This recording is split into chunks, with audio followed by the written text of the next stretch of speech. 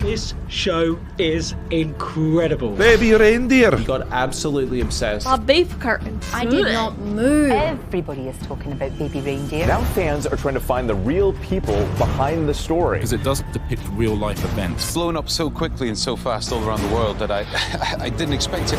First of all, why have you decided to go public? When did you know that you were the person being depicted? He says the whole thing started because he felt sorry for you. Have you ever been to prison? What do you feel about Richard Gadd? Do you think he's mentally unwell? Did you ever turn up at his house? Would you accept that someone who did that would be very obsessive about something? Here's the thing, I don't know the truth. You do. You look down the barrel of that camera. To people who still doubt you, what do you say to them? One of the first things that viewers of Baby Reindeer are told by Netflix is that this is a true story. Not based on a true story or inspired by real events, but a true story. It's emphatic about that. The show's writer, comedian Richard Gadd, even plays the lead role himself. Many millions of people across the world have now seen it. It's one of the biggest Netflix shows of the year. And I've watched it all. It's a riveting, emotionally intense drama worthy of all the critical plaudits it's now receiving.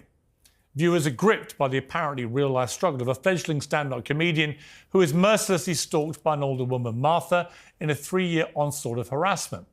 Martha bombards him with tens of thousands of lurid emails, leaving hundreds of voicemails, lurking outside his house, attacking his partner, even confronting his family and friends. Now, Richard Gadd said that he and Netflix had gone to such great lengths to disguise Martha's real identity that she wouldn't even recognise herself.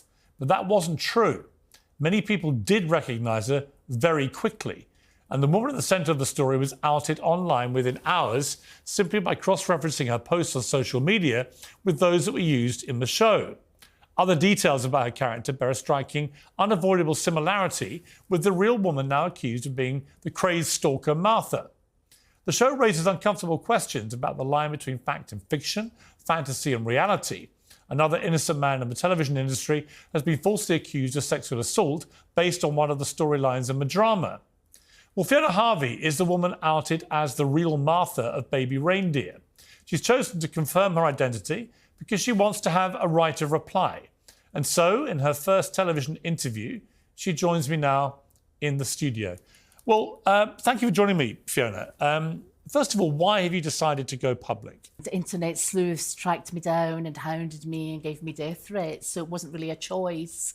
I was forced into this situation. What do you hope to achieve in this interview? I came on your show because you're a veteran broadcaster. I think you'll give me a fair hearing.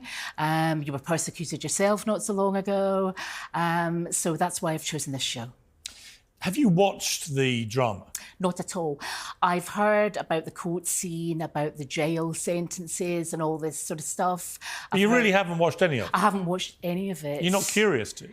No, I think I'd be sick. It's taken over enough of my life. I find it quite obscene. I find it horrifying, misogynistic. Some of the death threats have been really terrible online. People phoning me up. You know, it's been absolutely horrendous. I wouldn't give credence to something like that, and it's not really my kind of drama. When did you know that you were the person being depicted in this? 5 years ago on BBC Breaking News, I saw Mr. Gadd had written a play for the Edinburgh Festival, and he was holding up placards, MP's wife stalker, and all of this, and he'd called it Baby Reindeer. That's all I knew. And I thought, well, I've only met this guy 2 or 3 times. I don't know him. And left it at that. I should have possibly jumped it at that stage. And when did you know that Netflix were doing something? 2 weeks ago. I had just moved flat, so it was 2 weeks ago past Saturday. And how did you hear? I saw on BBC Breaking News that he'd sold to Netflix, and both he and this character, Martha, this Jessica actress, seemed to be promoting mercilessly. Did you think then it was you that they were depicting? I thought it was me they were depicting 5 years ago because of this MP's wife stalker article that had been a number done on me by the Sunday Mail 25 years ago when I was going for Donald Du's parliamentary seat. So I had a vague idea then. The Daily Mail then approached me on the Wednesday, 2 weeks ago, so sort of 2 weeks tomorrow, but 2 weeks ago, if you see what I mean, and told me that I was getting death threats online, that I'd been outed as Martha. There were TikTok videos. And were you all online at all? Because you were before, but are you these days online? I've come off Facebook as of yesterday. Are you on X, what used to be Twitter? No, I'm not. Because you had an Twitter. account. Yeah, that's right. Years and years ago. I'm scared to Google up BBC breaking news. I'm certainly scared to Google up the Daily Mail in case I am on it in some bizarre circus. That moment you realised it was you that they were depicting from what you were reading. The sleuths, as you say, had found your tweets. They compared some of the phraseology, they'd done the maths, and they worked out this was you that was being depicted. How did that make you feel? Absolutely horrendous. Absolutely horrendous. I couldn't believe he'd done that. And so long after first meeting, you know, we're talking 10, 12 years ago, really horrendous. I didn't know who to trust. I was told by the Daily Mail, don't trust those bleeps in Scotland. Whereas I found John Dingwall of the Daily Record completely wonderful, actually. He's acted with total courtesy. I couldn't believe this had happened. I want to play a little clip. This is just some of the reaction to Baby Reindeer Sure. from members of the public. She ends up becoming the craziest stalker I ever seen in my life. And this is all a true story. This is all a true story, yeah. And they've found the real woman online. So I assume in the actual thing, they've obviously given her a different name. It's a different woman, but you know what I find? They always manage to find a similar looking woman, and the build tends to be the same. I have a theory about this, though. I feel like he's done it on purpose because he knew that people would find her and he wants to make her life hell a bit. When you hear that, what do you think? The final guy on there, I think, is correct. I think he always wanted this to come out, to persecute someone, to take attention away from him and this rape allegation. And I just generally think he's got extreme psychiatric problems. I mean, there's no doubt he has problems. I mean, if you watch given that he's written it about himself, if you watch the whole thing as I did, all 5, 6 episodes, whatever it is, he has a lot of problems. He's quite open about that. The question, I guess, which we'll come to, is how much of the way he depicts you is true. And your position is that it's just not factual. It's a work of fiction, it's a work of hyperbole, as I've always said. And there are 2 true facts in that. His name is Richard Gadd, and he worked as a jobbing barman on benefits in the Holy Arms, and we met 2 or 3 times.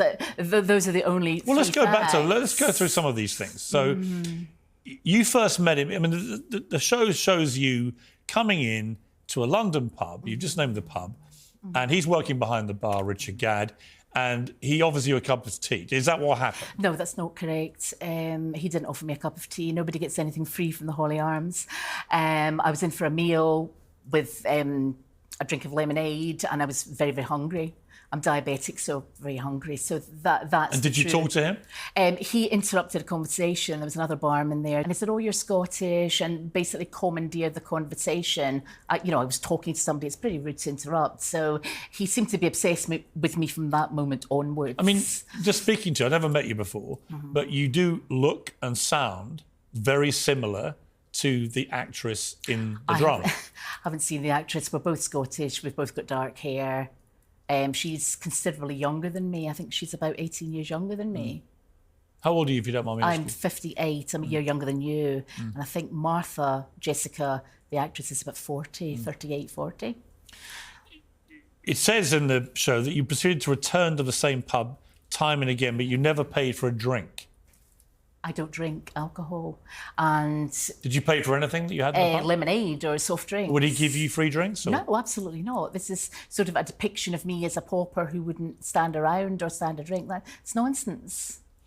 It says that you told Richard Gadd that he looked like a baby reindeer toy you once had as a child, hence the name of the show. Yeah. Is that true? I appear to have written most of the show in my sleep. I dressed. Did you have a baby reindeer I toy? had a toy reindeer. So that's true. And he'd shaved his head. That bit is true. And there were reindeers in the shops. It was Christmas time or something. It was a joke. So I have inadvertently penned the name of the show. Right. But that is true. That's true. That's a true fact.